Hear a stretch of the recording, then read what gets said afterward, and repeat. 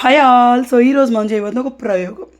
అదే ఫారినర్ తినే ఇన్స్టంట్గా తినే pasta, white sauce pasta. So అది నేను డిజానో పాస్తా లిషియస్ పెన్నే పాస్తా చేస్తున్నాను.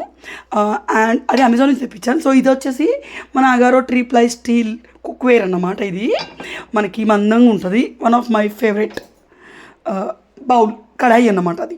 సో నెక్స్ట్ ఏంటంటే ఇక్కడ పెన్నే పాస్తా ఇలా ఉంటుంది. నా పిల్లలు ఇదే తింటారు కాబట్టి ఈ షేప్ తెప్పించాను అనమాట.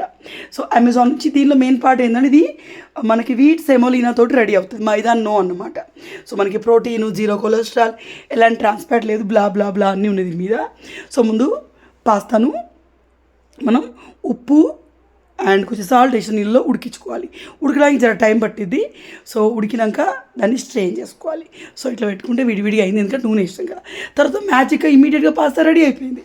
రెసిపీ కావాలంటే ఫుల్ వీడియో పెట్టున్నాను, చూడండి. లింక్ కింద మెన్షన్ చేస్తాను. చాలా బాగా కుదిరింది. సో ఇది చాలా క్రీమీగా, బటరీగా, చీజీగా ఉన్న పాస్తా.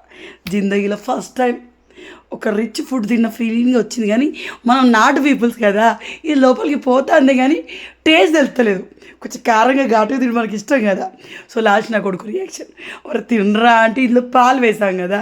సో వాడు అమ్మ ఏదో వీడియో కోసం పోజిచ్చి మా మమ్మీ తిరిద్దా నాకు ఇచ్చేసిండు.